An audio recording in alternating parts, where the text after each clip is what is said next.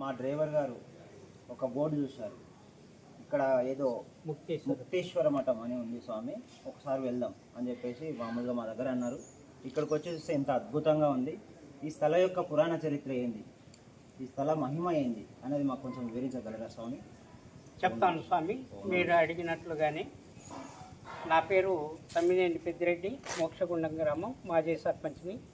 స్వామి, ఈ దేవాలయం యొక్క చరిత్ర చెప్తాను, శ్రద్ధగా వినండి.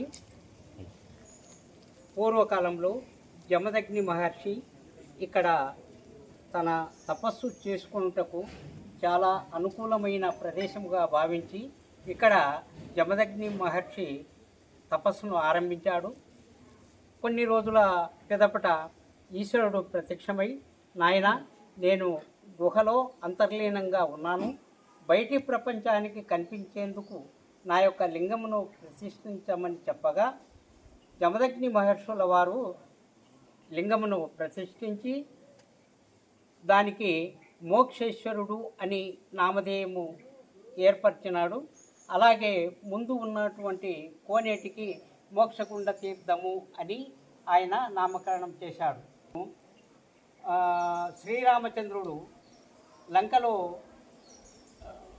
రావణ బ్రహ్మను సంహరించిన పిదప బ్రహ్మహత్యాపాతకమును పోగొట్టుకుంటకు, అంటే ఆయన రావణ బ్రాహ్మణుడు కాబట్టి ఏ విధంగా చంపినా కూడా అది బ్రహ్మ హత్యాపాతకమని తేలిన తర్వాత ఆ పాపాన్ని పోగొట్టుకుంటకు అనేక దేవాలయాలను, తీర్థాలను సందర్శించు సమయంలో ఇక్కడికి ముక్తేశ్వర క్షేత్రానికి రావటం జరిగింది.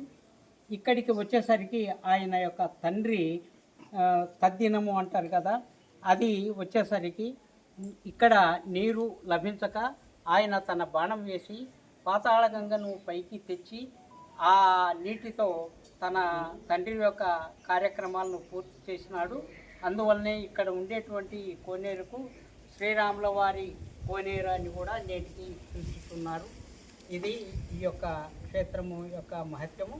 కాకపోతే ఇది చాలా శైవ క్షేత్రాలు పూర్వ దిక్కుకు అనగా తూర్పు దిక్కుకుంటాయి. ఇక్కడ ఈ క్షేత్రము పడమరి దిక్కుకు ఉన్నది. పడమరి దిక్కుకు అంటే పశ్చిమాభిముఖంగా ఉండేటువంటి శైవ క్షేత్రాలు చాలా అరుదుగా ఉంటాయి. అంటే ఇప్పుడు మహానంది, శ్రీశైలం అనుకుంటే తూర్పుకే ఉంది, చాలా ఉంటాయి. ఈ పశ్చిమాభిముఖంగా ఉండేటువంటి శైవ క్షేత్రాలను సజ్జోజాత శైవ క్షేత్రాలు అంటారు. అంటే శైవాగమనములో పేర్కొనబడింది ఏంటంటే పశ్చిమాభిముఖంగా ఉండేటువంటి సజ్జోజాత క్షేత్రాలు చాలా విశిష్టమైనవి, చాలా శక్తివంతమైనవి శైవాగమనంలో పేర్కొనబడింది. కాబట్టి ఇక్కడ చాలా శక్తివంతమైనటువంటి ఇది పీఠము.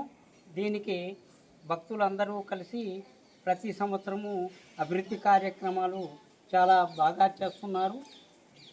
ఉత్తరోత్తర ఈ క్షేత్రం యొక్క అభివృద్ధి కొరకు భక్తులు విరాళములు సమర్పించి అభివృద్ధికి పాటుపడి తమ జీవితాలను సార్థకం చేసుకోవలసినదిగా కోరుతున్నాం.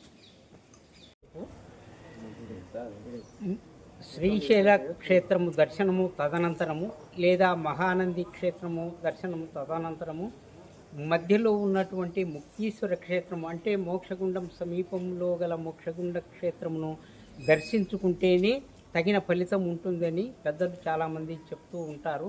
కాబట్టి ఎవరైనా భక్తులు శ్రీశైలాన్ని నుంచి మహానంది పోయేవారు కానీ, మహానంది నుంచి శ్రీశైలం వెళ్ళేవారు కానీ, మార్కాపురం జిల్లా బేసవారపేట మండలంలో ఉన్నటువంటి మోక్షగుండం సమీపంలో ఉన్న శ్రీ ముక్తేశ్వర స్వామి క్షేత్రమును దర్శించుకుంటేనే తగిన ఫలితం ఉంటుందని పెద్దలు చెప్తారు. కాబట్టి ప్రతి ఒక్కరూ భక్తశైలు అందరూ కూడా ముక్తేశ్వర స్వామి క్షేత్రమును దర్శించుకొని వెళ్ళవలసినదిగా కోరుతున్నారు.